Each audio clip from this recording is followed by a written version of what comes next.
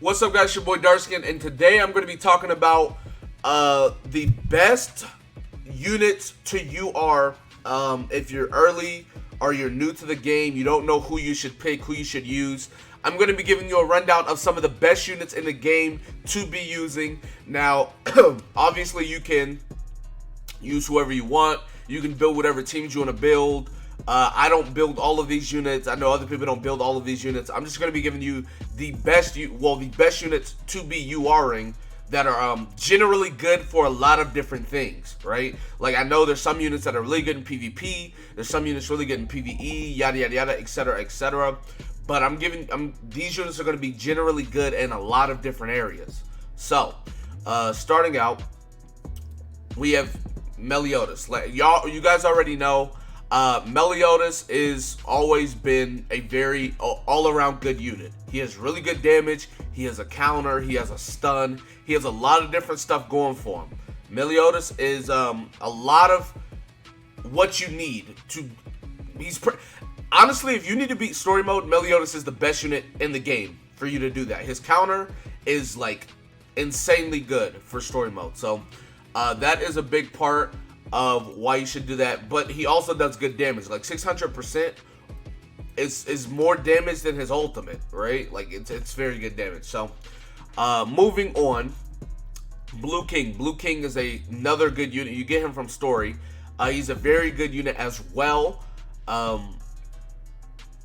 He is a support that can petrify and he can heal / cleanse.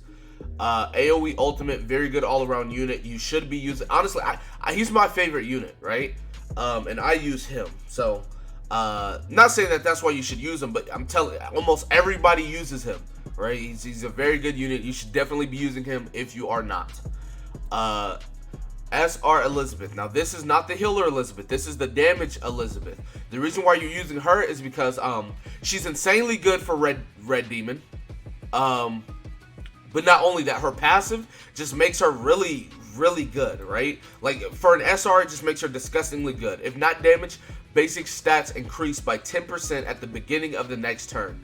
That passive is like, it's so underrated. Not to mention, she does a lot of damage. Like, her ultimate does 700% damage, right? She does 500% on her first attack. She can do 360 on her second attack. And she can still buff and debuff skills. Her first attack applies ruin, so it ignores defense, making her do a lot of damage as well. She's just all around a really good damage dealer. If you build her correctly, she's going to be really good for you. Next up, we have Slater.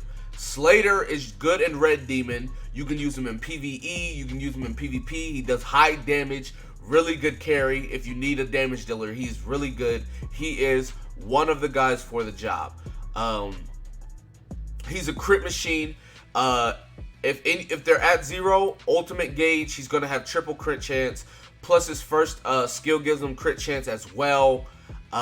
He does good damage all around. I'm telling you guys, Slater is, if y'all haven't seen Slater in action, I'm telling you now, Slater is disgusting, bruh. Like, he's hitting for dumb numbers.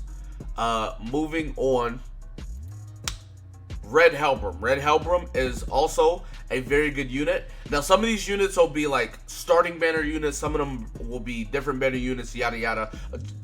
But the thing is, they're all good units. So, he pretty much has Red Bond's first skill, where he takes away your old gauge by 1.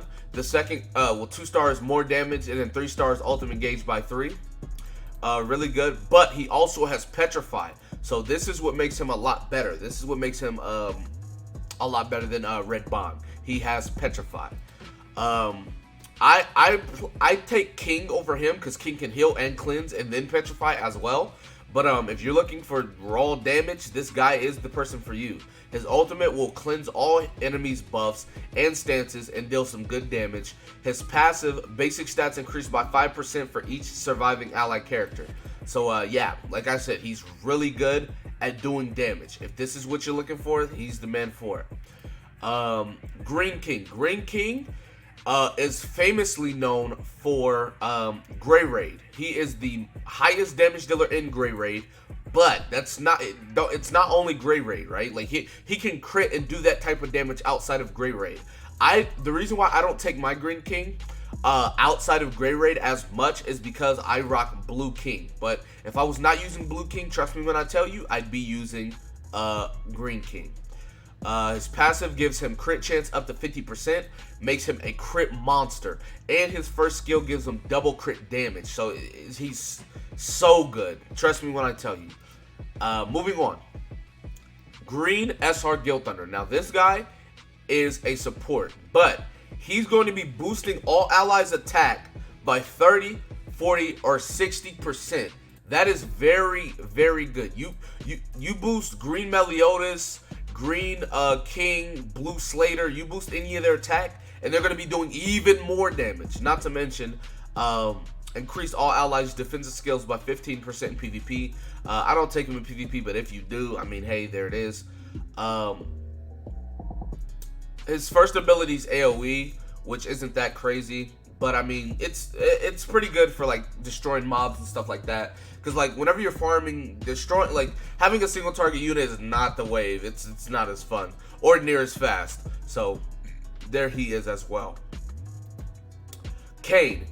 Now the reason why Kane is on this list, I've talked about him quite a bit in the past couple of days. His passive, increase attack skills of all allies by 10% in extermination.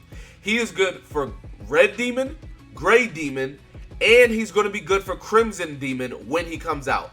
The rest of his stuff isn't too crazy, pretty lackluster, but like I said, his passive will give your team tip. Think about it, right? Let's say King, because this is realistic numbers. Let's say King or Slater or whoever is hitting for 80,000. Let's say they hit for 80,000. He's going to be boosting that by 10%. So that 80,000 becomes 88,000, right? Now, my King is hit for over 100k, and so is Slater. So let's say Slater hits for 150k, right? You're going to be boosting by 15,000, right? Like, I'm telling you guys, this is going to be good. This is very good for raid. So I don't use him because I don't want to like max out an SR only for the passive, but I mean, you definitely can if that's what you want to do. Moving on to Gustav. Gustav is literally Red Merlin, except he's an SR. He's easier to get. So yeah, how you get Gustav, if you guys don't know, Gustav is a coin shop unit. You can get him for 20 20 R coins. Yeah, for 20 R coins you can get him, which I'm not gonna get him because I don't need him, but he's definitely still a good unit, and you definitely can get him if you need him. Good damage, nothing crazy. Still recovery skills. He can still recovery skill. And his freeze. Freeze is 1 turn. I mean, freeze is on the 1-star. 2-star, he increases damage on the unit while affected. And then 3-star, it's 200%. So he can definitely become really broken with the right unit. So if you add like a damage dealer to him, they're going to be doing stupid damage. Inflicts 350% damage to all enemies. Pretty good right there. Applies fatal. So crit damage is doubled. And then his passive. At the start of battle, decrease the patient rates of all enemies by this character's penetration rate. So, pretty good. You can lower their patience rate. So that's going to make you do more damage as well. Moving on. Green Halgrim. Now, this Halgrim is a support. He's not a damage dealer at all, but, like, his support is kind of weird, right? So, like, his first ability, he does, like, super low damage, right? Super low damage. But it's AoE, and it applies poison for 3 turns. Which is really good, right? Applying poison adds up 50% of the damage done at the end of each turn. So you're going to be doing 50% for 3 turns after. So whatever damage you do, it'll do 50% for 3 more turns, which is pretty good. Damage over time. They can only take it off if they cleanse or remove debuff. His second ability, increase attack-related stats of all allies by 15% for 2 turns. Now, it goes from 15 to 20 to 30, right? Now, that's very good. I want to talk about this. If you guys remember the Guild Thunder, right? Guild Thunder increases your attack by 60, right? This 60% attack buff is not as good as 30% attack-related stats. Attack-related stats means your attack gets increased. Your penetration gets increased. Patience gets increased. Crit rate, crit damage, and your life still gets increased. by 30%. So, yeah, this is definitely better. Not to mention, his ultimate will cleanse all buffs and stances, which is really good, and it's AoE.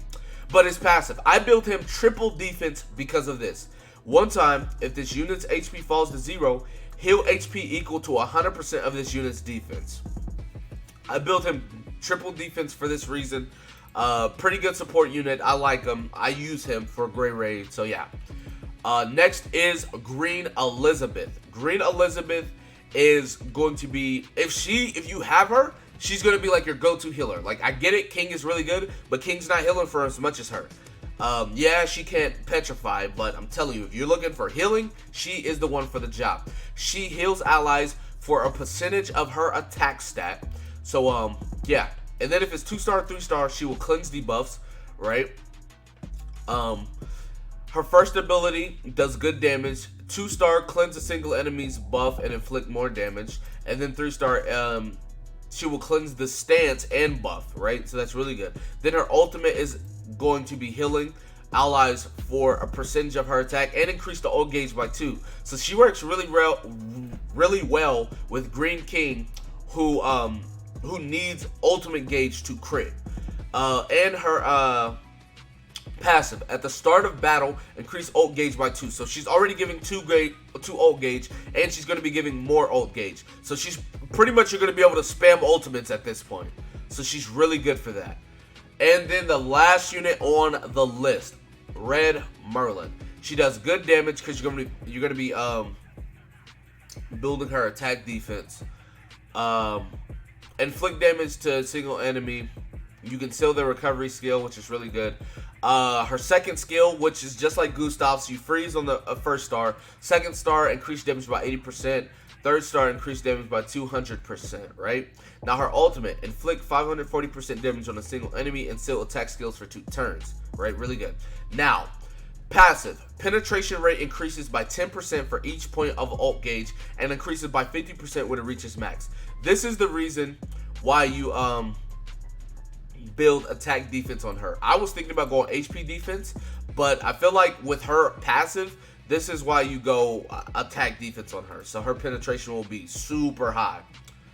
But yeah, so anyways, that is the whole list of units that you should UR, the units that are good for generally everything in the game. I know I went through it kind of fast, but you got to realize there's 1, 2, 3, 4, 5, 6, 7, 8, 9, 10, 11, 12 units, right? There's 12 units in this list, and I got through it in about 13 plus minutes. Now, if I were to take 2 or 3 minutes on each of these units, this would be a long video. It'd be 23 plus minutes, which I've talked about most of these units in my other videos. Almost all of these units are in my top 5s, so if you want to get a little more in-depth, go check those out. Or if you want to pause the video and read what they do for yourself, you definitely can. Or if you want to go to the website, you can. So, yeah. But anyways, that's going to be it for this video. Be sure to give it a like, subscribe to the channel if you're new, comment down below, tell me what you guys think in the comment section below. With that being said, I'll see you guys next time. Peace.